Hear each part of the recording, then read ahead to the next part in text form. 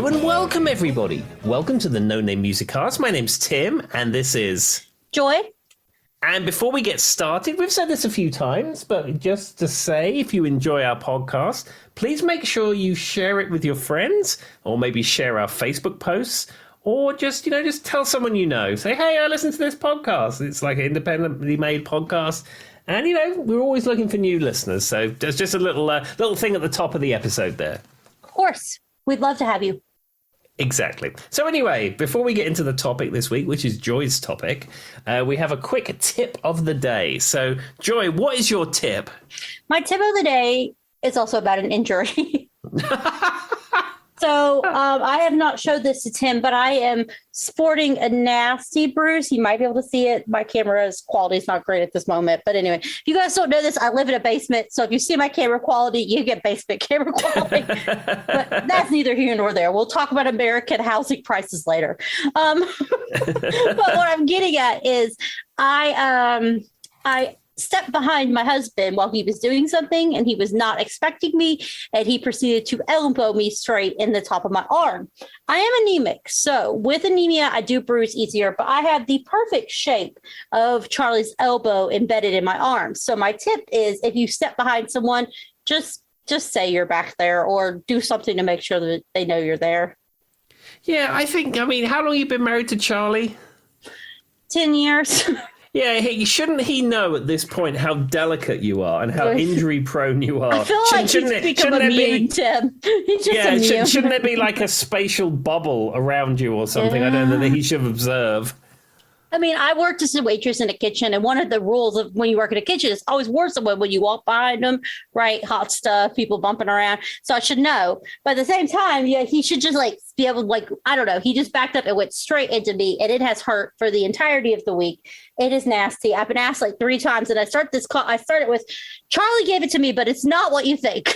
Oh, goodness me. So poor Charlie's probably going, Joy, you should probably stop saying that. It's not what anybody thinks. Charlie is a delicate soul, and I'm probably more vicious than he is, everyone. So anyway, yeah, that's my tip of the day. And if you've ever worked in a kitchen, always warn someone when you're walking behind them. There we go. Well, I have a tip for you. Well, it's not so much of a tip, it's more a recommendation. Now, a year or two ago, I got really into the Dolly Parton's America podcast, and I think I may have even recommended that on here a number of episodes ago. Yes. And that was one of those podcasts that I really got into, and I couldn't wait for the next episode to come out because it was so interesting. And there was another podcast that I was listening to, I think a little bit before that, called Dirty John. And I love Dirty John. Yeah, Dirty John is great. And again, that was another podcast that came out where when the episodes post, it goes ding and you get the notification, and you literally cannot wait to listen to the next episode. They made a TV show off of it. Did you know? I did know that. I haven't seen it, but I did know that. I didn't care for the TV show. No, and there was another podcast like that called, do you ever watch Dr. Death or listen to Dr. Death? I don't, but my best friend does, so I've heard about it. I probably should get into it. Yeah, and it's similar thing where it's so engaging, you can't wait for the next episode. Now, my tip or recommendation is a new podcast series. Now, I think it is an Apple original, so I think you have to have an iPhone or iTunes or one of those things to listen to it. Fine. But it may be available on other platforms. I haven't really looked, but certainly I have an iPhone, so I've got it. And this is Tim's in that life now. Well, you know why I got an iPhone. So I'm only giving him a hard time because we had this conversation. Androids the whole time. I was all about the Android. I like the fact you can put your SD card in it and you plug it in your computer and you can mount it, the drive, and you can put files on it. And it's freedom of it. It's a freedom of it. It's basically a miniature computer. Very easy, straightforward. Until I bought my 2020 Nissan Altima with CarPlay and Android Auto. This is such a first world problem. I just want everyone to know. Let's start here. Anyway, continue. Well, until I said I bought my Altima, which has Android Auto and Apple CarPlay, and I plugged my cheap as chips pay-as-you-go Android phone into it, and it just locked up, wouldn't work. It was a mess. And then I thought, oh, okay, well, maybe it's just my phone is really old and maybe I need to get a better phone. So what did I do? I went to my friend's house and he had a brand new Pixel, and the Pixel being like... Joy is a Pixel user. Yeah, and he had the Pixel 9 or whatever the most up-to-date Pixel phone was. And we plug it in, and it's slow and laggy, and you touch the touchscreen in the car and nothing happens. And it was a mess. And you tried to do the voice commands and nothing worked. And I was like, ugh. And then I thought, well, is it the car? Is it the phone? And then a coworker had an iPhone. We plugged the iPhone in, and it was like, dink, everything works. The mapping works, the voice commands work, the audio comes through. It just like, you guys can't see me rolling my eyes, but it's effectively happening. Yeah, but it instantly. Now, I'm no Apple fanboy. I don't have a Mac computer. I do have an iPad because. But I'm not like everything Apple or nothing. I mean, I just make the best choices in technology that whenever you need to. But this is such a first world problem. I bought a new car and it didn't match my cell phone, so I had to get new cell phone. Well, I mean, part of you buy your car, I'm giving you a hard time, Tim. And it's got all this fancy stuff in it, and you want to use it, and it's like, I've got that car for the next 6 years. Know what I did. So back in the day, I bought a new car, we said in 2015. Well, I got my Pixel like last year because I am an Android user, and Tim is not an Apple fanboy or anything. I'm just giving it a hard time because we've had the Apple Android discussion, and most of the time Tim tends to lead towards the Android. This is just what worked for him at this moment. I'm giving him a hard time because we went back and forth about it. Neither here nor there. Anyway, and those who are in IT don't necessarily like the proprietary software, that kind of thing. So that's where that comes from. But I was so dumb. My phone does have Bluetooth where you can you can hook up your Bluetooth and play everything through your Bluetooth like a normal car, right? Mm-hmm. Well, from 2000 on, basically. But I had been too lazy to hook up the Bluetooth. I had been using my aux cable because I was just old school technology. I got my Pixel. I picked up my aux cable and realized there's no aux cable. So I had to connect my Bluetooth. I felt so dumb. I'm like looking around going, nope, there's no headphone jack on this. Okay, well, guess I'm going to have to break down and actually connect my Bluetooth. I mean, it's rough. I mean, that pairing process where you go pairing, and it goes, and then it pairs. I mean, that is first world problem. Oh, it's terrible. Well, this is a music podcast. I guess connecting your phone so it plays music is music related. Yes? Yeah, I think so. What was the podcast you were recommending, though? Oh. So, anyway, the roundabout thing with this podcast I'm recommending. This podcast is called Wild Things, and it's a story of Siegfried and Roy. Ooh. And it's not like, it goes into some of their history and their origins and things like that. But it mostly covers the attack of Montecore, the white tiger that attacked Roy on stage. And it was all kinds of things. The police were involved. The DEA, and there's all these various agencies are involved in this tiger attack, and it follows the lives of them pre-attack and post-attack. And there's this whole conspiracy theory with a woman with a beehive hairdo. And there's some investigator, and he didn't get the tape of the performance, and he was only allowed to view it twice. And then he got a copy of the tape because there was a subpoena, and the tape only had 2 seconds of the footage on it. And anyway, it's I don't think it's as good as the ones that I mentioned previously. However, when the new episode came out today, I couldn't wait to listen to it. See, and I am a podcast listener, obviously, as podcasters. It makes sense that me and Tim have interests in that. I tend to be a true crime podcast listener, with the exception of a few things. I started out, if you've ever heard of Serial, which I know Tim has, it's like the premier, got everybody interested in the true crime world. And then Tim recommended Dirty John to me, which I listened to very heavily after he recommended it. And I actually started the Dolly podcast after Tim recommended it. I do listen sometimes, Tim. Yeah, well, But I tend to, the Give It a Goog comes from my favorite podcast, which is True Crime Obsessed, or TCO. So if you're looking for podcasts, I highly suggest that one, but that's where Give It a Goog came from. And I said it one time, and Tim was like, what are you talking about? I had to explain myself. Okay, anyway, on to the topic. Well, anyway, just to conclude on Wild Things, I'm looking at it here, and it says Apple Original. So you may be out of luck if you're not a iPhone user, but somebody will probably put it on YouTube at some point or something. I'm sure somebody will find a way to get it out to the masses. Tim, you could YouTube it for us and send it out to the masses. I've no idea what you're talking about, Joy. I've never had that program on my computer. Where did that even come from? What is that word? YouTube? Last time I shared anything, it was Napster, probably. Bear share. Kazaa. LimeWire. What is that? I've never even heard of that. Grokster and eDonkey. They were the other ones. What are you talking? Pirate Bay? I don't. Okay. Me and Tim are going to jail. Anyway. All right. Back to the. Okay. Anyway, back to the topic. All right. It's Joy's topic. Yay. So what do you have for us this week, Joy? So I sent Tim a mystery list of words.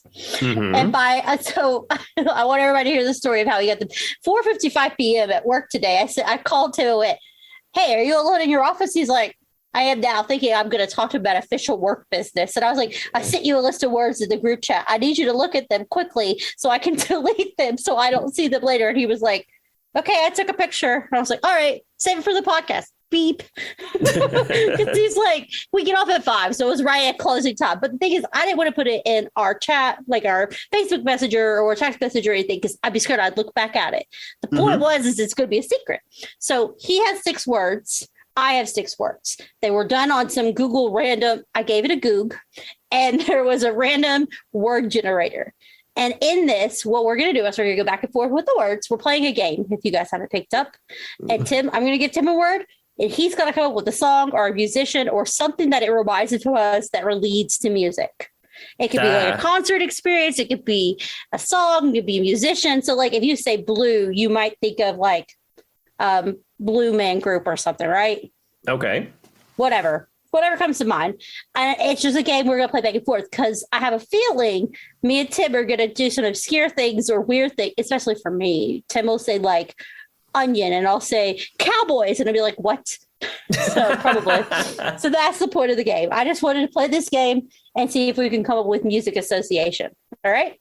Okay. So I should mention one of these words to you now, and then you will come up with some kind of music association. And we have not prepped for this in any way. Tim doesn't know his words. I don't know. Like none of us. So if we say weird things that you're like, the point is kind of forget us to say weird stuff. So we have to explain our memory or what we think of this song. Does that make sense? Okay. So it could be title, artist, song, memory, concert, anything that word musters up. Yes. All right. So I will give Tim the first word. Words are hard. I will give Tim the first word on my list, which is hour.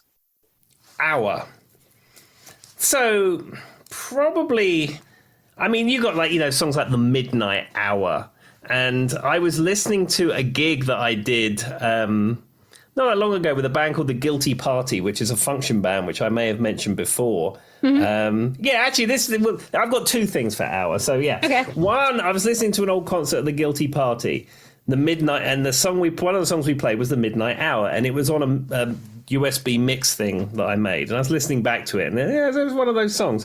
But the thing that my strong memory about this particular concert, the thing about it was on an army base somewhere in the UK. Like in the UK, I think it's Aldershot and Sandhurst. There's a lot of UK army bases there.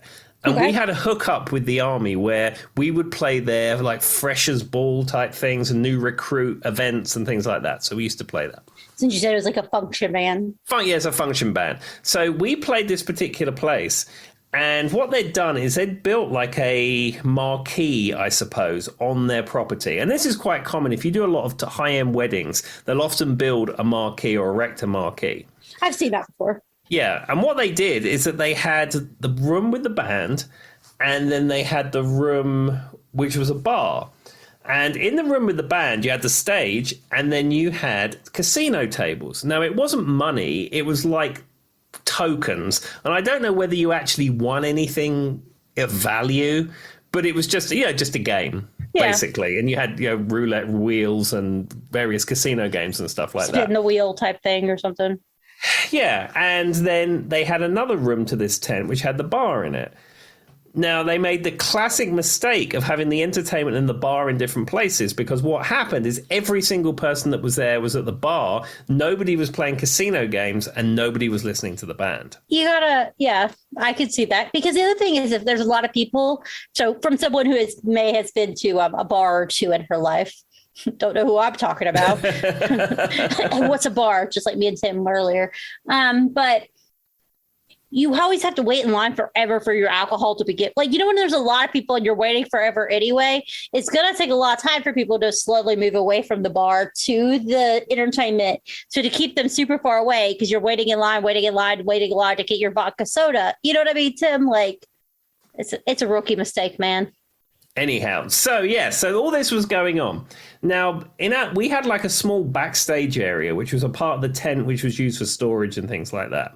Yeah. And that's where we put all our cases and equipment that we wasn't going to have on stage.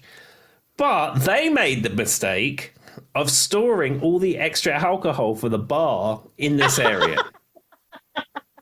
There's so many rookie mistakes happening in this whole scenario. Yeah. And I mean, I think at the time I would drink occasionally, but this isn't anything I would get involved with. But as you would imagine, this kind of placement of alcohol was very exciting for certain members of the band who were maybe not quite as how can I put it? Let them live. Let them. What is it? The Karens say, live, laugh, love. Tim, just let them run free. Yeah, so some people who didn't quite have as good scruples as me and a few others. So already some of the band were feasting on this free booze backstage. Ooh. Some of the band were lifting bottles of it and putting it in their drum cases and stuff. Anyhow, but that was happening. Yeah. Well, so I didn't think the word "hour" would bring this to me. So what happened is the bass player of this band, whose name I won't mention, was drinking whatever was back there and drinking lots of it because it was free. Yeah, but it sounds like it wasn't for them. It would just happen to be stored there. It was just stored there. That's correct. Yeah. And I have a similar story about a box of Fox's Glacier Mints and a Blues Brothers tribute band, but that's a story for another time. So he got very, very drunk, and plus he was very annoyed with the setup and the fact no one was watching the band. So after we might drive you to drink. After we did the Midnight Hour song, a few songs later we did that song, that Land of 1,000 Dances, that na na na na na. Yeah. And he was given a microphone, as he often was, to do some backing vocals. And he decided, oh Lord, that he would make Land of 1,000 Dances a mashup of the song Kumbaya. That's a choice. So we go, na na na na na, Kumbaya. Doesn't say rhythmically it doesn't work, but it's a choice. Yeah, and he said, and these are the words, Kumbaya. 1, 2, 3, 4, and I've got the recording of this. It is absolutely fantastic. And, 20 plus years after the fact, listening back to it, it's hilarious. It's still your favorite thing you've ever heard. Okay. Well, I'm glad we're playing this game because it's exactly what I wanted to happen. All right. Okay. So that rounds off that story. I was actually going to say, what was it? What was your word again? Hour. Because you said in the midnight hour. Yeah, there was another story I was thinking of, but that's the better story. Okay. Of the two. All right, Tim, what's your first word? Okay, so the first one I have for you is stride. Stride. Okay. I don't know why, because it doesn't. This is what I was worried about. You know how my brain is. It doesn't work the way everybody else does. For some reason, when I hear stride, I think of St. Elmo's fire. And I have no association. Okay, let me think about logically why it makes me think of St. Elmo's fire, which, Tim, you've heard the song St. Elmo's fire, I'm sure, plenty of times before, right? Maybe because he's a man in motion, and motion makes me think of stride. Yeah, he is John Parr. He is the man in motion. So I have no funny stories to associate with it at all. At all. But for some reason, when I hear stride, I think of a guy running, and I think of St. Elmo's fire, and therefore I think of man in motion. I mean, that's a good enough link, I think. There wasn't near as much of a story. So, Tim, what do you think of the song from John Parr? It's a movie, right? St. Elmo's Fire is a movie, right? Yeah, I've never seen the film, unsurprisingly. I do have I haven't either. The film soundtrack, and that is actually a really good song. Oh, no, I love it. But I mean, when I hear Fitzgerald, I think I want to be a man in motion. I mean, he could be in any motion, I guess, really. He really could have been like rowing a boat for all. Like, truthfully. But for some reason, see, this is what I thought would happen. I'd be like, Tim will say something really weird and Joy will just yell out the first thing she hears. Which, to be fair, though, I mean, St. Elmo's Fire, though, is a great song. But I don't know a lot about John Parr. Does he have other music, really? I had an album of his. I've actually recently sold it because I'm in the process of culling some of my vinyl collection because I went through a phase of buying anything and everything, and then I found out after a while it wasn't bringing me a lot of joy. So I've been culling and selling, and I had an album of his which I recently let go.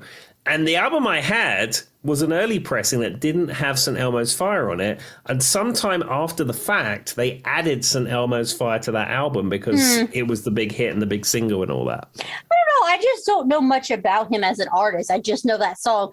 Now, I will say that song has been used at probably pop culture references like a lot, right? I feel like movies, TV shows. I feel like I say this all the time, but it's one of those songs. But yeah, for some reason, when I think of St. Elmo's Fire, I think of like a man like running maybe towards the fire. I don't know. There's no logic there. Why? He's running away from the fire. Oh, yeah. So Charlie, my husband, was showing me, so for people who don't know who he is, well, we were, right before we started this podcast, Tim, he was showing me some comedian or whatever, right? And he said that he was standing near a fire escape and they asked him to move because he was blocking the fire escape. And he goes, as if there wasn't a fire, I wouldn't run too. When you said that, that's all I could think of. All right. Okay. All right. I'm going to give Tim another, maybe he'll have a great story for this one. All right, Tim. Your word is frightened. Frightened? I suppose not necessarily super frightened, but it does make me think of Michael Jackson's Thriller. Which is scary, and it's supposed to be like a horror. It's playing a horror movie in the video. Yeah, because we didn't have MTV when that came out. Because like it premiered on US MTV, and I remember it reading about it that it was on at midnight or 11 o'clock or something like that. They had to put it on late at night because it was R-rated, or it wasn't like a standard music video. Well, it's not. It's a short film. And I hadn't actually seen Michael Jackson's Thriller in its entirety at all. I think I may have seen tiny clips of it on TV, but I'd never seen the whole thing. And we didn't have satellite or cable TV. And as I've said before, we didn't get that in England until it wasn't mainstream until the mid-90s, I suppose. So I remember my uncle, John, who now lives in Australia, he knew that I was a fan of Michael Jackson. I think Bad hadn't been out for that long. And, I was getting into different music I liked, and that was something I was really into. So you couldn't buy Michael Jackson's Thriller home movie VHS cassette thing. You couldn't buy it outright. You had to get it you could only rent it in like Blockbuster Video or something like that. Because there was a period of time where titles would be on rental only on tape, and some of those titles would never ever be available to buy in a shop. They were just rental tapes. And it's only when years and years after the fact that you go to the rental shop first and then you could buy them, and then after a while you could buy them and rent them at the same time. But at the time, if you wanted Michael Jackson's Thriller on a home VHS tape, you had to rent it. Yeah. Now, he was very industrious with things and got a lot of stuff that I always wondered where he got it from. So he got me... Is industrious code for sketchy? No, not in the slightest. Oh, okay. He would pay through. If there's something he wanted to buy or get something for someone, he would pay through the nose for it and ruffle a lot of feathers and whatever it took. You said industrious. I had the Italian guy who works at a body shop, and you're like, how'd you get them hubcaps? Yeah, no. If you're Italian, that was not a. Please don't come for me, internet. It was just a joke. Continue, yeah. Tim. Anyhow, but he had various contacts and things like that, and anyhow, he was able to acquire a copy. Okay, so for that's me. what you meant by industrious. Okay. Yeah, so he got me the rental tape, Michael Jackson's Thriller. So I remember Christmas, he gave it to me for Christmas, and I opened the box up. And in fact, actually, now I come to think of it, this is the Christmas Tim's where... pointing at me very intensely, everyone. Yes, this is the Christmas where I famously hate cucumber. Cucumber is disgusting. I hate the smell of it. I hate the taste of it. And I love cucumber. I hate everything about cucumber. It is... Okay. Like the how to spoil a great sandwich, put cucumber in it. It's nasty. I don't like cucumber. Anyway. That's how I feel about olives. Yeah, I love olives. You can have all the cucumber and I'll have all the olives. Fair enough. Okay, so this Christmas, what he did is he obviously knew I didn't like cucumber. So he got this huge big box, filled it with packing peanuts, and then cut up the equivalent of about 5 cucumbers and put it in the packing peanuts. And it had that. And I think there was a couple of other videotapes as well. I can't remember what they were, but there's a couple of things I really wanted. And he put them in the box and he presented me with this huge big box for Christmas. And I open it up. And of course, I open it up and what's in it? It's this reek of cucumber and all these cucumbers in it. And he's like, well, if you want it, it's in there. See, my husband, Charlie, does stuff like that. So our nieces and nephews every Christmas, and he thinks he's original. Anyway, continue. Yeah. So I dived through the box. I put on like the equivalent, the 1990 equivalent of an N95 mask and plastic gloves. And you were COVID before it was COVID. Oh, yeah. And then I dived through the box. And what was in there? It was Michael Jackson's Thriller. And I remember watching it on Christmas Day at my nan and granddad's house, and that was actually the first time I'd ever seen it. That's a wonderful story. Your story is much cooler than me just imagining a man in motion. That's a wonderful story. No, that's no, and I mean, you guys all know Thriller's the most, and I mean, it's coming after Off the Wall, which I would say. Off the Wall, 1979, MJ, it was known to have like so many hits after hits after hits after hits on that album. And It was kind of his disco-y album. That's what it's known for. He's wearing the white on the front cover. It's not a shock to anyone. And Thriller just kind of in the early 80s. And I'm a huge MJ fan. So for once, I might be able to not sound like an idiot on certain things. And this is a big thing that you guys don't know about me, but Thriller was literally the album that changed the game for Michael because it gave him a different sound. It gave him a different thing. So coming from the Jacksons, which was the 60s and that kind of, boy band-esque, yes, boy bands go all the way back to the 60s, y'all. And then he went into kind of what was kind of his disco phase, as some people would say for Off the Wall. But then Thriller is the most, highest grossing album of all time. We all know this. It's a common fact. But it changed the way his persona was for who he was as an artist. It gave him, and that's what's really interesting. We talked a lot about this. That's why I struggle with artists that I think are just have album filler. Like every song sounds like album filler to me. There's no variations. There's no changes. Michael, every album was statically different, and Thriller was that changing point for him. And that was the big time when he started touring too. The Thriller tour was huge. The 80s, he had the Thriller clothes. It was just downright. He made Michael off of Thriller, and what you know of Michael now was that change up from Off the Wall to Thriller, right? Am I crazy? But that's the way I've always seen it. 100%, but I will say that the ship was being led by Quincy Jones. Quincy Jones there's always someone in the back, Tim. Yeah, Quincy Jones was as much a part of that as Michael Jackson was. And I mean, and that's completely fair. And Quincy Jones, I love Quincy Jones. I know there's been he said some things that not everybody agree with, but I mean, I'm pretty sure he's like been on his deathbed like 4 times in the last 3 years or something crazy. And that's not to say it was all Michael. But what I'm getting at, though, for Michael Jackson as an artist to become the Michael now, the icon, we talk very heavily, and me and Tim have talked about this. There's a few artists in our time, and this is what makes them the kings and queens that they are. It's like we talked about Freddie Mercury, we talked about MJ, we've talked about Madonna. They're not, or Cher, or Prince, or anyone. They're not just an artist. They have like a whole they're an artist, but they also know their brand and they know who they are and they sell it so well. And you might come in contact with them in real life and their persona they speak to you, it is completely different. But their artistry, they're selling a character in a weird way. And I think Thriller was that jump off point for Michael.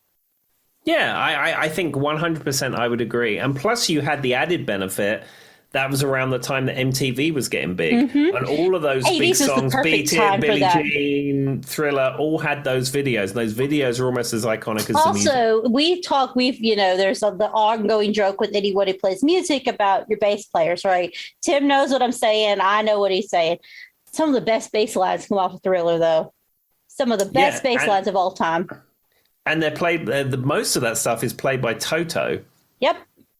Amazing bass lines. Anyway, all right, Tim. So we've gotten through frightened, or that was your word, right? Frightened, yes. Yep. What is your word for me? Okay, so this one is for you. Okay. This is obstruct. I feel so stupid when I come up with these. So when I hear obstruct, the first thing that came to mind was Whip It by Devo. And the reason, okay, hear me out. There's logic here, everyone.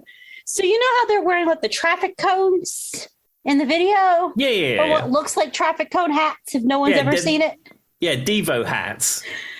I was thinking about I'm driving my car and they're obstructing the road. And that's the traffic cone. So when I hear obstruct, I saw the Devo hats. And then I saw Joyce driving down the road. So true story today. Tim was behind me on the way home. And I stopped. We have to go through this traffic light. And I stopped at the end of the light to make sure we would actually get through it and not block the intersection. And I was worried about Tim, though, because he did something I don't like that people do. You got up behind me and you were on the railroad tracks, Tim. Those are active railroad tracks. I was convinced I was not over the railroad tracks. Okay, maybe it was just my perception from the front of my car. No, because those railroad tracks, though they don't have level crossing gates on them, though they're rarely used, I do know they're active level crossing gates. Yes, and you worry about people at that stuff all the time. I do. I was like, Tim, don't stop on the railroad tracks, please don't. No, and I made sure there was a car length so I could clear them. Okay, good. I'm in a big SUV, so it might have just been my perception. I was like, Tim, don't do it. I can't lose you. We got to record the podcast. But yeah, so when I hear obstruction, that's what I think of. I think of the Devo. They're traffic cones, right? Is that what their hats are? No, they're like, what? I would think they're like flower pot head things. Oh. Well, then I'm way off. I mean, there's probably some metal song about obstructing justice or something I should have went with, right? But you went with Devo and probably not traffic cones. Well, this is why y'all keep me around, entertaining. You'll never guess what song's going to come out of my mouth. Tim has all these lavish stories, and I'm like, so hear me out. This is why I wanted to play this. All right, Tim. So your word is frog, but you're not allowed to say Jeremiah was a bullfrog. I'm cutting you out of that one. It's too obvious. Is it frog or bull? FR. Frog or fog? FROG. So like a frog, like ribbit, ribbit. Frog. Okay, I've got one. Reasonably lavish. So many, many years ago, before I played guitar and after I played euphonium, like everybody else, I had a little Casio keyboard. Casio's in the kitchen right now.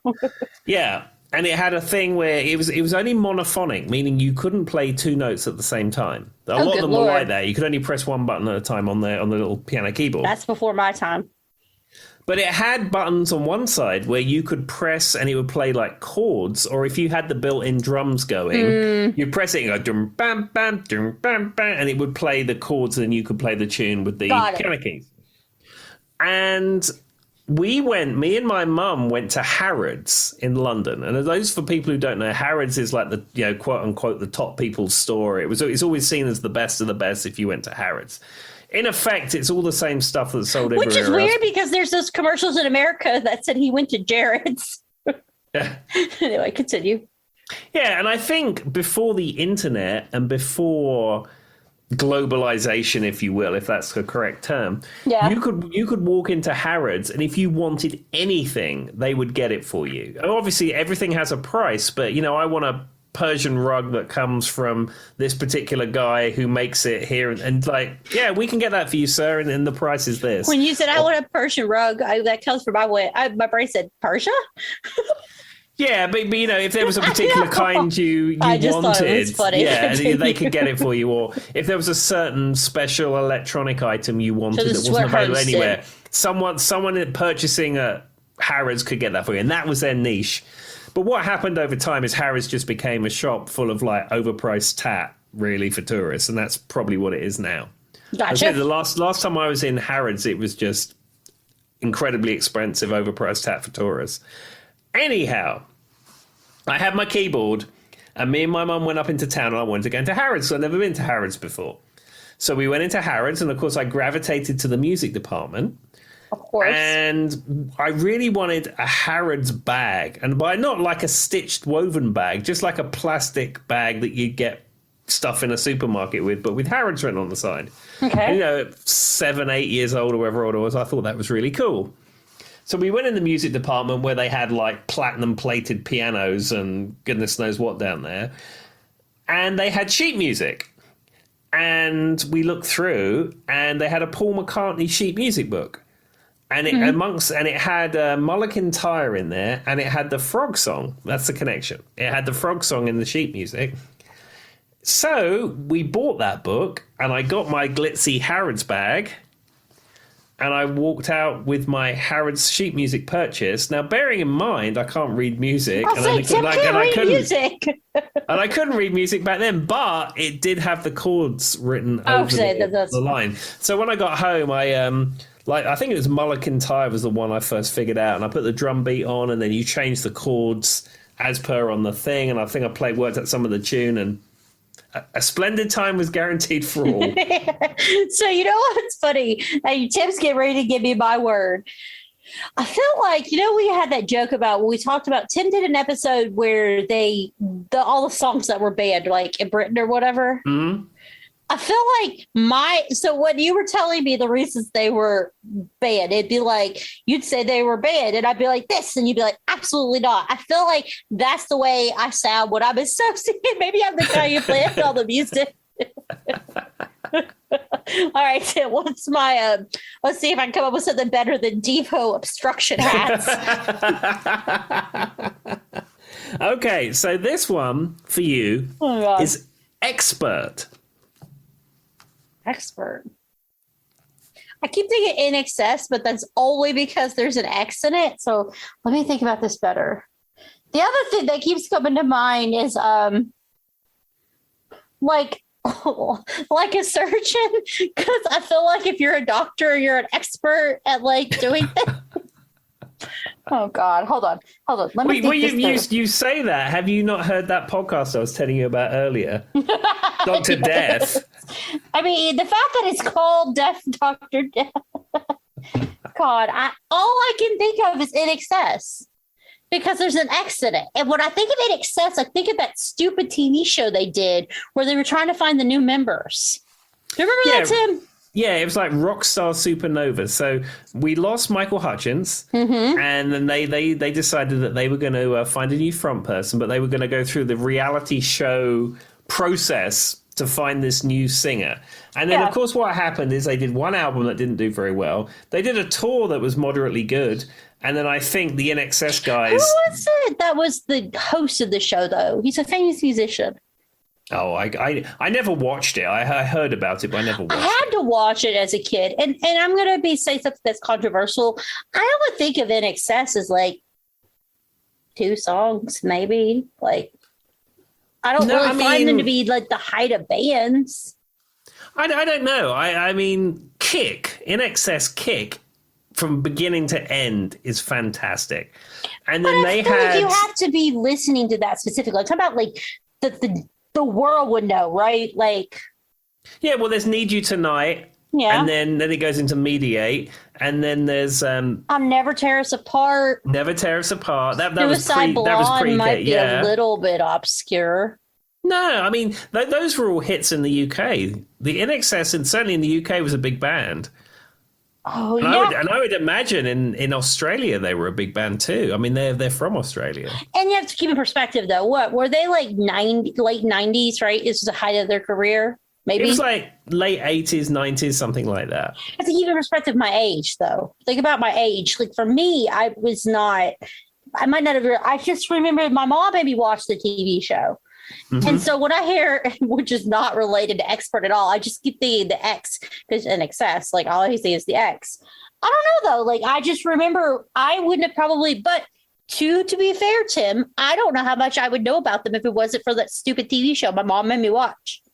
That's true. I mean, I bought Kick when it came out. I remember going to Woolworths in Hounslow, one for you bingo card followers, and buying the vinyl record of Kick when it came out. I mean, and the Kick's the one that's got a lot of their album, like the songs you know from them are mostly on that album. And I will say the songs that I do know from them, I enjoy. It's not that. It's just that for whatever reason, I don't know. And maybe it was called Rockstar in Excess. That was the name of the show. And I think after the fact, it was Rockstar Supernova because they tried to put together a band and it was created by Mark Burnett. I don't know who that is. I was trying to figure out who the host was because I remember it's somebody who's an actual, like a musician. Rock star. I mean, we probably could have guessed Rockstar Tim is kind of cliche. I don't know how we didn't come up with that one. Dave Navarro. That's who I was trying to think of. Dave Navarro was the host. Yeah, Jane's Addiction guitar player who went out with, what's her name? Guy who had a lot of tattoos. That's what I remember. Who was the lady he was with for the longest time? Let's see. Whoa, for the longest time. It is, let's see. Model actress. I can't think of her name. It's not Denise Richards. Life. It's Marriages. Carmen Electra. There we go. We should have got that one, Tim. But yeah, I just remember him because he's kind of got the long hair, very light tattooed, kind of dark. But yeah, he also played for Red Hot Chili Peppers too, right? Besides Jane's Addiction. Yeah, he did. He was a guitar player for a while, and also he plays guitar on Alanis Morissette's "You Ought to Know." I mean, he's probably a wonderful guitar player, and I mean, I think he was an okay host, but that's just what I remember from the show. His chord work in particular is good. He plays some very interesting chords.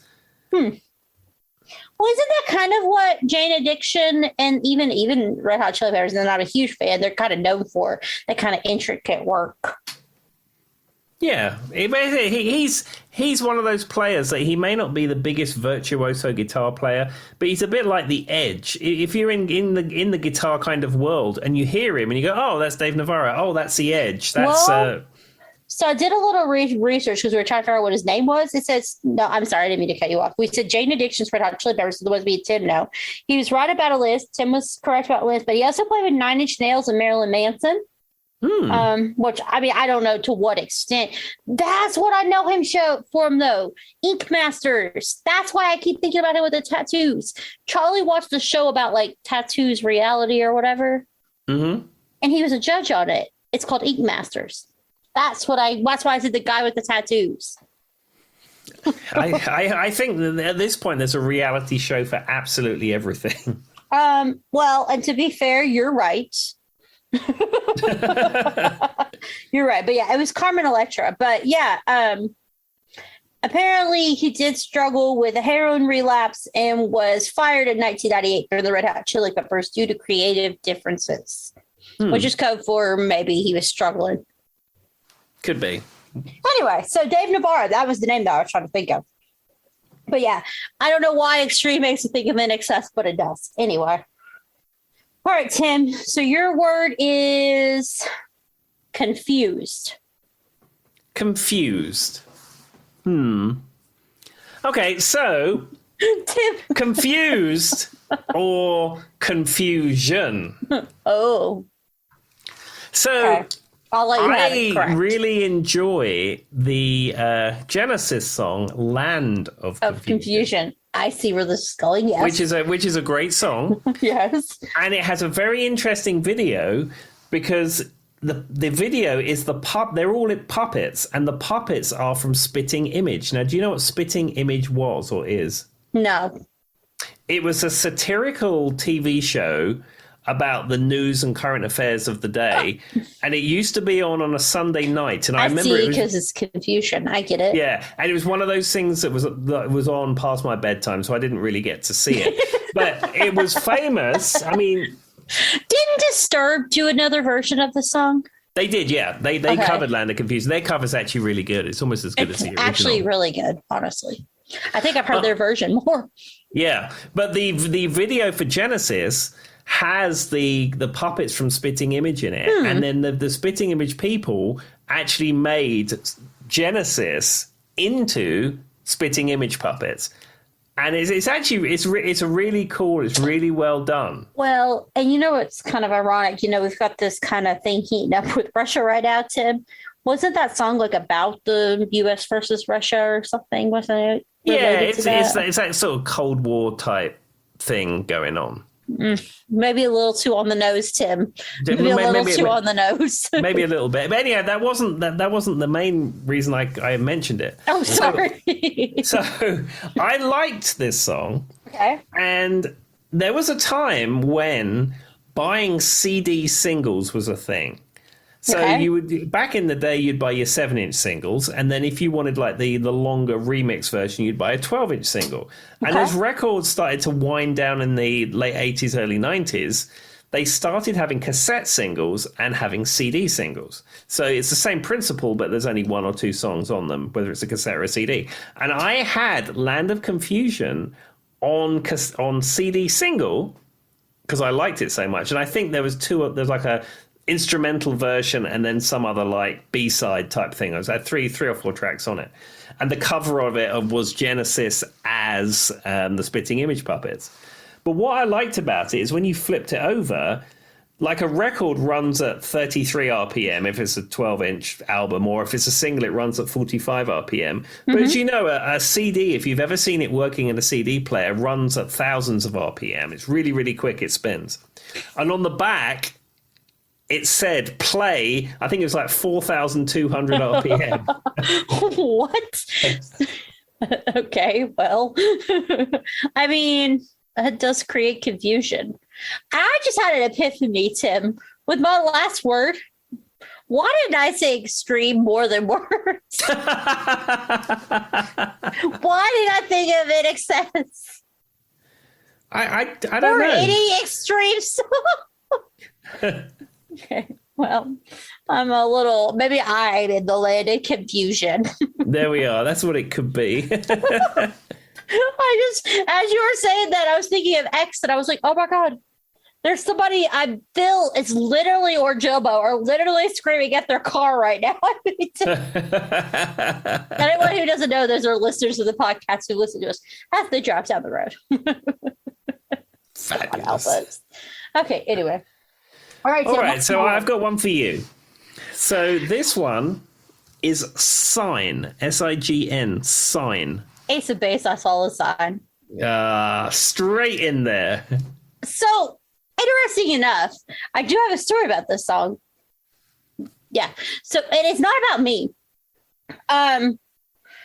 I remember I've always talked about, I like, like the carpool karaoke's or whatever. There was an Ellen DeGeneres episode where she was singing with different artists. It happened to be Britney Spears.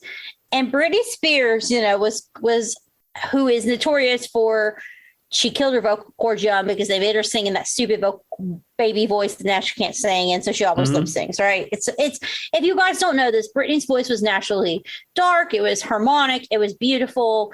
The record label made her sing in this stupid baby tone. I'm fairly certain. This is my own theory, but if you Google it, it's known. It ruined her vocal cords. She can't sing anymore. So fine, whatever. I love Britney. I'm team free Britney. It's fine. But she was on the show with Ellen, and they were singing something, and she was talking about all that. And then she also did the carpool karaoke. Apparently, Brittany must be a big fan of Ace of Base. Because on both of them, she sang both Ace of Base, I Saw the Sign, and that, different things. And her voice sounded so good, Tim, when she sang it, because it's very, I saw the sign. It's not a hard, challenging song. And it was interesting to me because then she also said, all that she wants is another baby, whatever, right?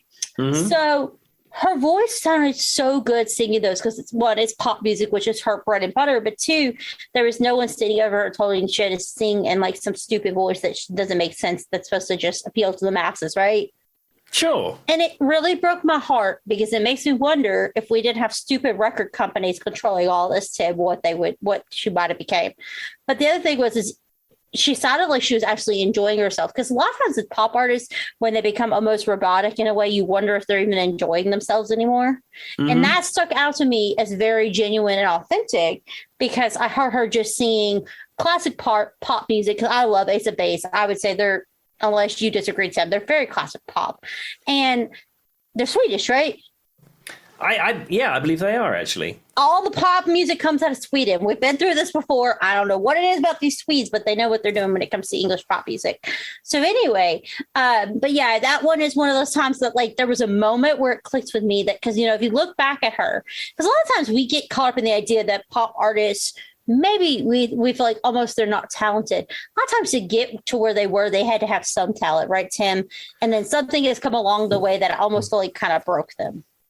Sure. I mean, unlike a band, a pop artist, of course, would be steered by the record company with songwriters and, production and stuff like that. So you might not always get the true artist. You're getting the record company's vision of what they were looking for. And that's what I feel like happened with Brittany. And, we don't have to get into the Brittany story. But when I think of Ace of Base, for some reason, those two scenarios, because in both those, when she did carpool karaoke and she did the thing with Ellen, she sang Ace of Base. One time she was talking about she wanted to have another kid, so she did all she wants is another baby or whatever. Then she sang I Saw the Sign.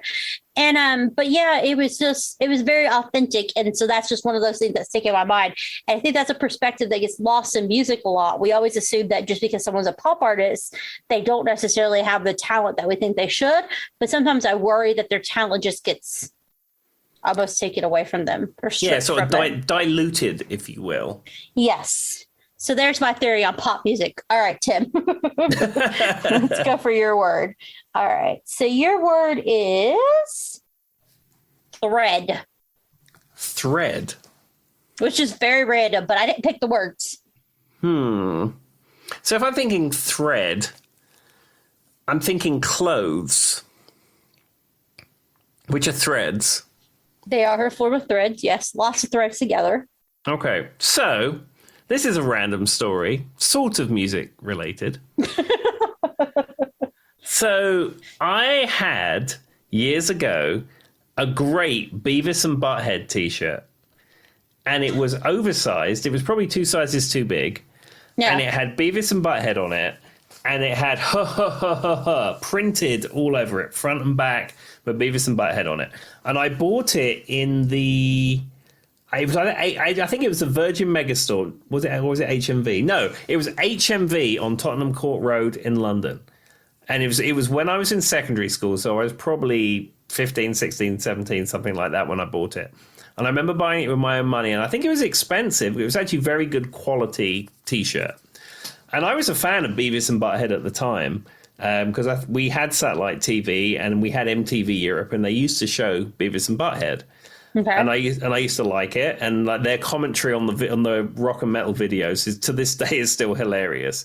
And the curious thing about it is that you can buy DVD sets, or I'm sure it's streamed somewhere now, those classic Beavis and Butthead episodes, but they take out all the video commentaries because they don't have the copyright to it, and that is the best part.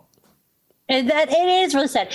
And I've always said I'm Team Daria, which Daria came from Beavis and Butthead. So I owe a lot to Beavis and Butthead. If you've never watched Daria, y'all. So for those who don't know, and I feel stupid saying this, there's a joke on Beavis and Butthead where they say, ha ha, diarrhea, like her name Daria.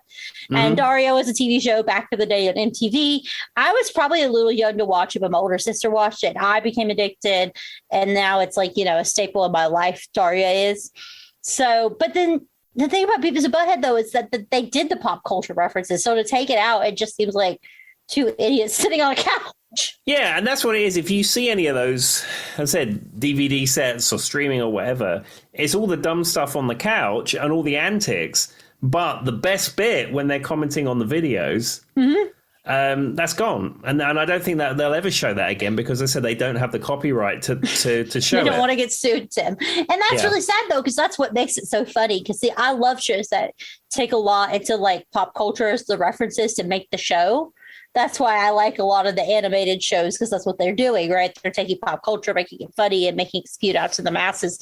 But I mean, to be fair, Tim, when you said thread, though, I thought I gave you maybe more highbrow than Beavis and Butthead. I thought you were going to say Dolly Parton's coat of many colors. No, I'm going in a different direction. I thought for sure. And then when Tim said Beavis and Butthead, I was like, okay, well, we went two different places with that one.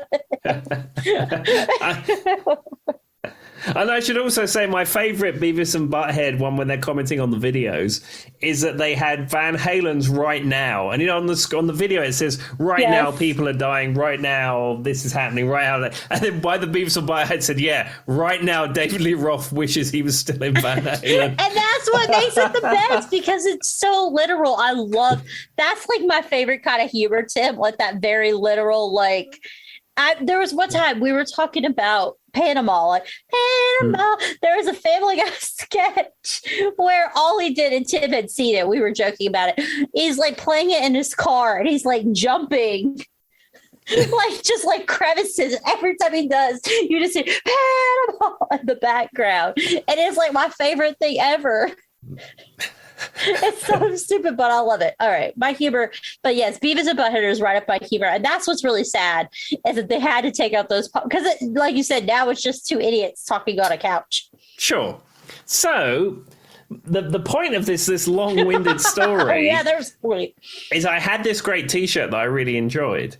And then years and years after the fact, I was talking to my wife, Hannah, about it.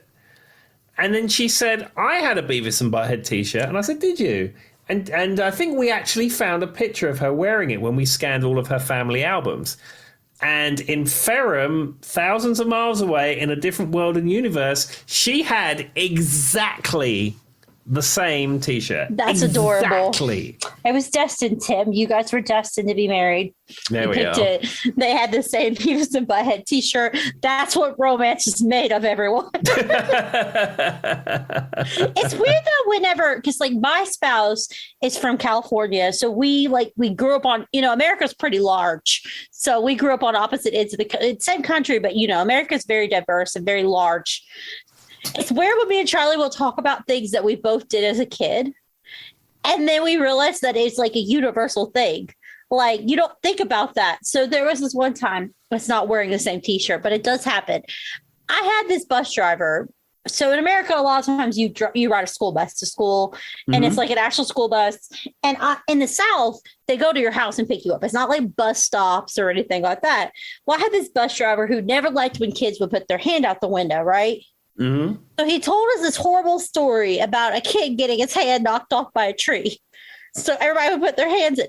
Well, Charlie said, and now mind you, Charlie was in Utah, across the country. He said his school bus driver told him the same story to keep his hands inside the school bus. So, that's how me and Charlie were destined to be. We were told the same story to keep us from cutting our hands off. There you go. T-shirts everybody. And severed hands. That's what love's all about, ladies and gentlemen. And they say romance is dead. All right, Tim. I think it's your last word. Okay, so this will be the last one for this word games episode. So here we are. So this last word for you is increase. Increase. Oh God, increase. Increments. Decimals, math. I can't think of anything that goes with increase. Increase. All I can think of is like decimals or math or something related to increasing increments. But I'm trying to see how that relates to music in my brain. It's probably not related. Increase, decrease. Oh, Tim, you've stumped me on this one. What does increase make you think of, Tim? I need hits here. Increase to me is increasing the amount of CDs and records I can fit in my house. Okay, well, that's... I mean... All I can think of is you're right, increasing the amount of things I know. So we're going to go with increasing the amount of things I know about ukulele. So right before this story, I can't think of anything because all I can think of is like math and who wants to talk about. I mean, music is math though, in a sense, right, Tim? Like all music is based off of a mathematical pattern.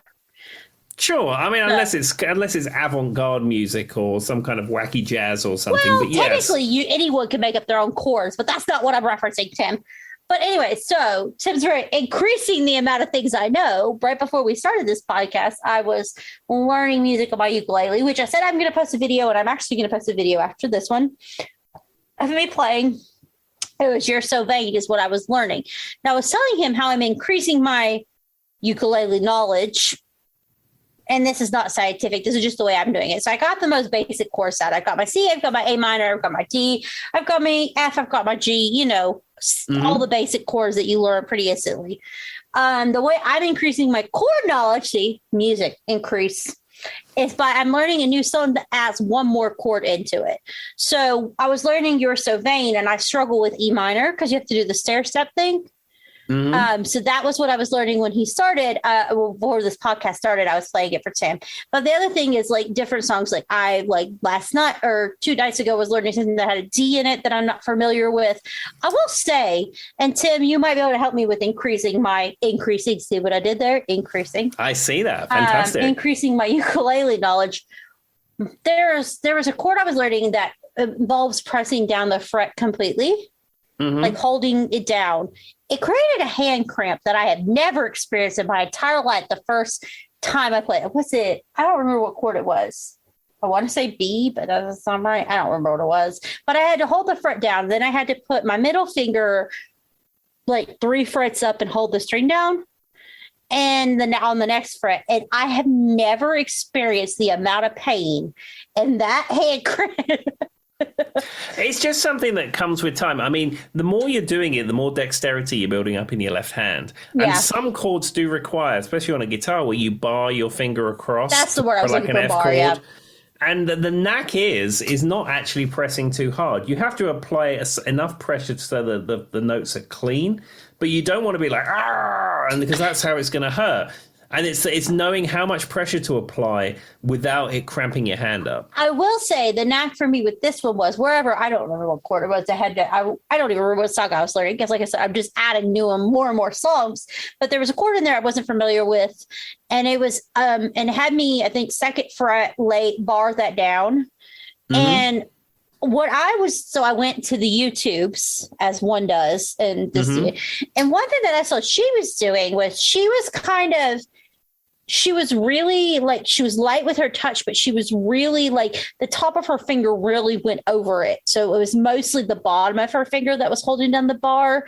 And that helped because as soon as I went to move my middle finger, I swear to you guys, whatever that muscle is or whatever that was, I mean, I've like learned probably, a good 7-8 chords on the ukulele, but that was the first time I seriously felt the pain as far as like an actual cramp. But I feel like that's just something you're gonna have to deal with and get used to eventually. Yeah, I mean, I've been playing guitar so long, I don't remember what those pains in my hands feel like, but I do know from experience that you don't want to press too hard. Yeah, that's what she did, but it was almost like she had to like put her finger over it, so the fatter part of your finger was kind of the one that was holding it down, so that way you weren't pressing so hard. But like by watching that video, watching her do it, it kind of helped me. But I had never in a million years expected to feel that amount. It literally felt like carpal tunnel took over. And I mean, I've struggled with chords and getting fast at them or even getting my fingers there, but that was the first time one physically hurt like to play. And I feel like it was the Dolly Parton song I was singing, but don't quote me on that. But yes, that's what I think of when I think of increasing. And the only reason I thought of it is because Tim said increasing is music. And yeah, Tim, you gave me that one. There we go. I mean, I guess you could go like increasing temperature. So there's a lot of songs about temperatures. That's true. Or increasing cold. Yeah, that could be an option. I keep thinking hot-blooded foreigner, Yeah, check it and see. Yeah, that's increasing in temperature. Or, I mean, I don't think we want to talk about temperatures too much in today's age. I mean, Disco Inferno, that's warm. There we are. Yeah, that's another one. Technically, St. Elmo's fire was on fire. If we're going to go back to the Man of Motion. I still can't get past me going, wait, are the Devo hats traffic codes? No, Joy. I think they're flower pots. So, I'm glad we played this game, though, Tim. That was fun. There we are. This was a good episode. I think we will revisit this again at some point in the future. All right. Bye. See you later. Bye-bye.